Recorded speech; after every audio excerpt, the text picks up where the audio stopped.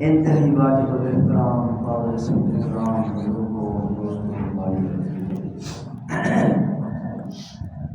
ایک دفعہ سیدنا امام حسین رضی اللہ تعالیٰ عنہ ان کی خادمہ وضو کے لیے پانی کا لوٹا لائی اور جب ان کے قریب آن پہنچی تو کسی طرح وہ ہاتھ سے پھسلا اور نیچے گر گئے۔ چھینٹیں حضرت امام عالی مقام پہ پڑی، کپڑے بھی خراب ہو گئے اور جسم مبارک پر بھی چھینٹوں کے اثرات آئے۔ تو ایسے ماحول میں غصے کا آ جانا فطری بات ہے۔ بہت غصہ آیا، آپ نے بھی اچھے کپڑے ڈالے ہوئے اور کوئی نوکر آ کے کوئی چھینٹے گرا دے تو کتنا غصہ آتا ہے۔ تو امام عالی مقام فطرت کے تحت غصے میں آئے تو خادمہ نے آگے سے قرآن کا ایک لفظ پڑھا، وَالْكَاظِمِينَ الْغَيْظَ۔ قرآن میں مومنوں کی شان ہے کہ غصے کو پی جانے والے ہیں۔ قرآن اور امام اور ان کا آپس میں ٹکراؤ ہو جائے ایسا تو تصور ہی نہیں کیا جا سکتا۔ وہ بڑی ہستیاں اس لیے بڑی تھی کہ قرآن کے سامنے وہ سر بسجود تھی، رحمان کے سامنے وہ جھکے ہوئے لوگ تھے۔ فوراً حضرت حسین رضی اللہ تعالیٰ عنہ کا انداز بدلا، رنگ بدلا، الفاظ بدلے اور غصے کو پی کر کہنے لگے کہ قسم تو غیظی، قسم تو غیظی، قسم تو غیظی، میں نے غصے کو پی لیا۔ آپ نے بہت بڑا حوالہ دے دیا قرآن کی آیت سے، میں نے غصے کو پی لیا۔ جب امام عالی مقام نے یہ بات کی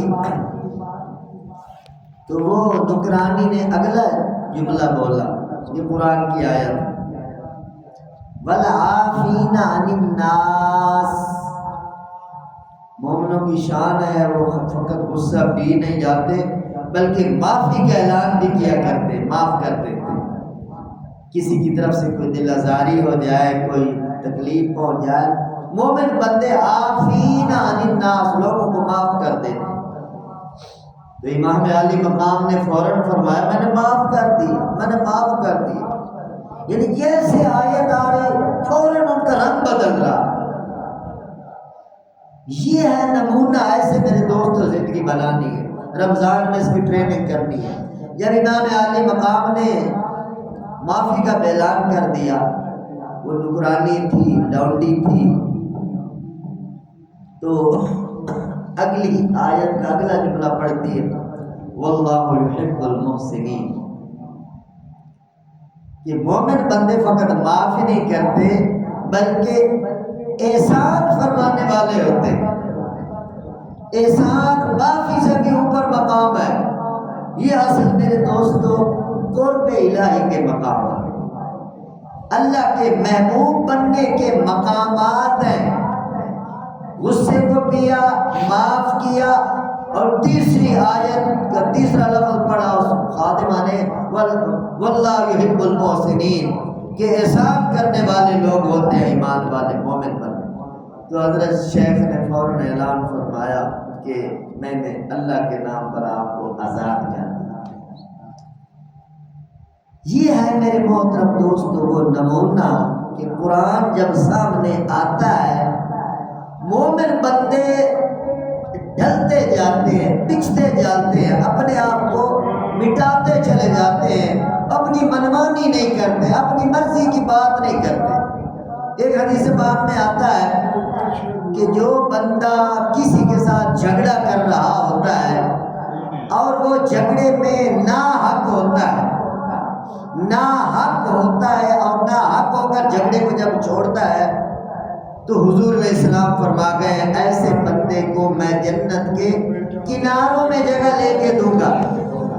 اور پھر اس کے مقابلے میں آگے حدیث پاک میں آتا ہے ایک بندہ حق پہ ہے، حق پہ ہے اور صرف جھگڑے سے بچنے کے لیے اپنے حق کو چھوڑ دیتا ہے، تو حضور فرما گئے ہیں بہت بڑی بات ہے، جو حق پر ہوتے ہوئے جھگڑے سے بچنے کے لیے اپنے حق کو چھوڑ دیتا ہے، حضور فرما گئے میں محمد ضمانت دیتا ہوں میں اپنی ذمہ داری پر اسے جنت کے سینٹر میں جگہ لے کے۔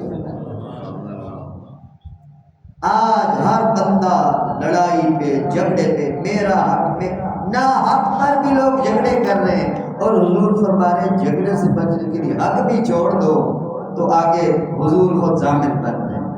اللہ پاک مجھے اور آپ سب کو قرآن و حدیث کے مطابق، قرآن و سنت کے مطابق اپنی ادائیں بنانے کی، اپنی وفائیں بنانے کی، اپنا مزاج اور نظریہ اور عقیدہ بنانے کی توفیق نصیب فرمائے۔